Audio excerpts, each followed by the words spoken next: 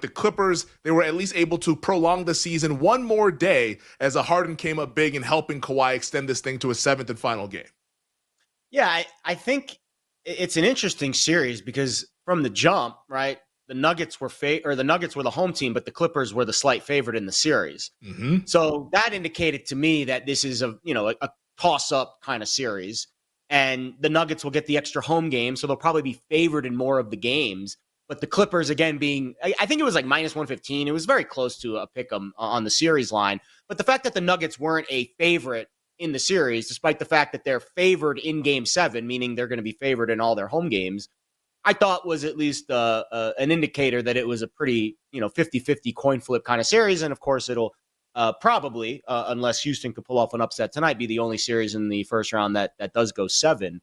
I think the role players for the Clippers are huge. Harden has done a nice job, at least in certain moments of this series. But I thought Batum was fantastic last night. Yeah. Leonard did his job on the glass.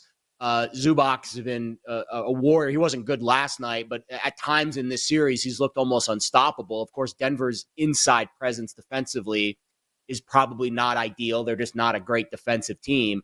I think that's going to be the key in game 7, right? Because now you're going to go back on the road and you're going to need those role players to step up. I would expect James Harden to play well. I mean, you need to expect the stars to play. I mean, his track record is playoff choker. That's he's got a rap sheet of playoff choking stuff going on. At some point, you need your stars to play like stars, and if he doesn't play like a star, they have no chance to win Game 7, regardless of what the role players do. But if you give them the base level of, okay, I expect Leonard and Harden to be here, and the role players can match that, that's where I think the Clippers are a very dangerous team. I picked the Clippers pre-flop to win the series because, again, when you kind of see that it's a split line and the fact that the Nuggets have home court, you're kind of saying the market's telling you that the Clippers are the better team, and that's where I'm at. So now it's a one-game roll of the dice. I think the Clippers are the better team.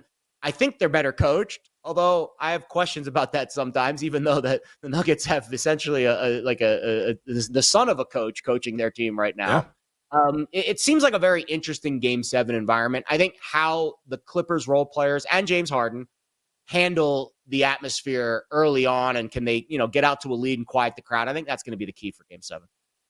Yeah, and like last night, I think was your perfect Clippers game where it's hey, you're getting from Kawhi, you're getting from Harden, you're also getting points from Norman Powell. Powell was tremendous throughout the regular season prior to his injury. He had 24 points last night, and I'm so glad you brought up Nico Batum because you look at the box score, all you see is 6 points, but he was so good at all the little things like getting to loose balls, getting rebounds, getting some of the facilitating the assists. He was just really, really good off the bench, even though he only had 6 points from a scoring output standpoint. But man, I just can't trust the Clippers. I totally agree with you. I totally agree with you that they're the better team. I bet them on the series price before the series started. But man, this team, there's they have those games where you just want to pull your hair out and be like, what are you guys doing? I don't understand why they were even facing elimination last night. They should have been up in the series, especially how Game 1 played out, and even Game 4 where they waited until the fourth quarter to start getting going, and they almost made that comeback before the Aaron Gordon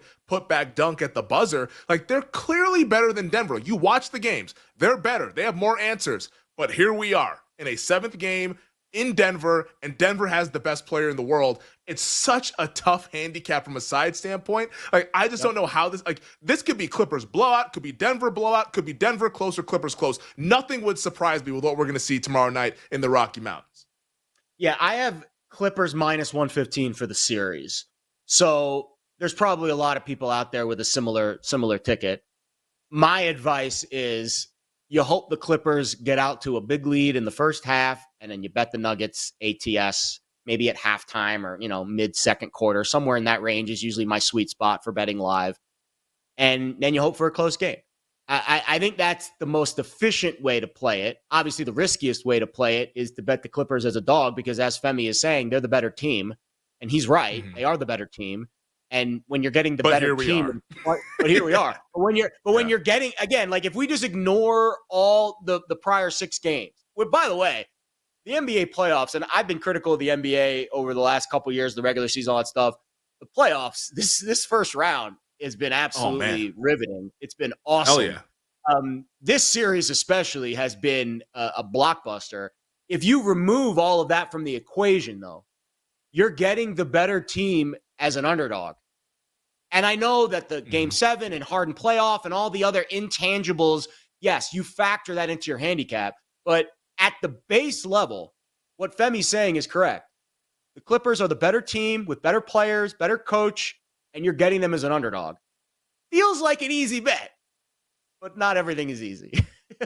That's my thing. And I didn't ask this to Nick because I was going to ask him because he's off today. But like this is what it comes down to. Like we were talking about this earlier this week. I think your second banana is James Harden, Jamal Murray on the Denver Nuggets side, Harden on the Clippers side. Like who do you trust the most out of that? Like James Harden, like he can give you the triple doubles and like he can do like his thing and like he is awesome when he has it rolling. But like we mentioned, he's got a rap sheet of just like bad performances in big spots. Jamal Murray, sometimes he has 17 points, sometimes he scores 43. Like what do you think is more likely? Harden has his like pumpkin like performance where he just is bad again in a big spot in a game 7, or Jamal Murray scores 40. Like I kind of think it's Murray going off more likely than like I just think that Murray, you can trust him a lot more in a big spot than someone like James Harden.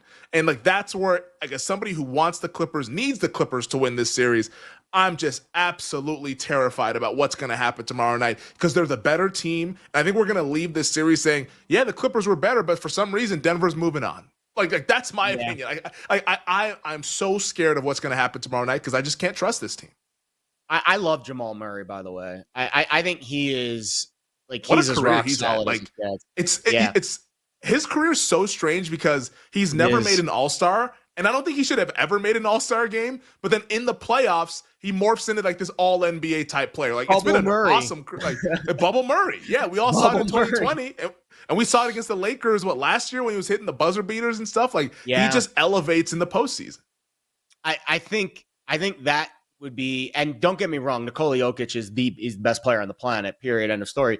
But I think if I'm the Clippers defense and I'm trying to figure out how to plan this attack, you let Jokic do his thing. He's going to do it no matter what.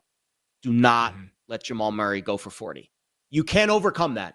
You can overcome a Jokic triple-double. You can overcome that. That is basically like waking up and brushing your teeth. It's going to happen. He's going to get a triple-double. You can't overcome Jamal Murray going for 40. That is the end of your season. So if I'm the Clippers, I'm making sure that doesn't happen. If Jokic wants to go 30, 20, and 10, we probably can overcome that. You can't overcome Murray going for 40. Yeah. And to your point, like the 60-point triple-double that Jokic had earlier this season, the Nuggets lost that game. So like Jokic, just let him get his, but like you got to shut off everyone else's water because if it becomes a team thing, that's when you're really in a world of hurt.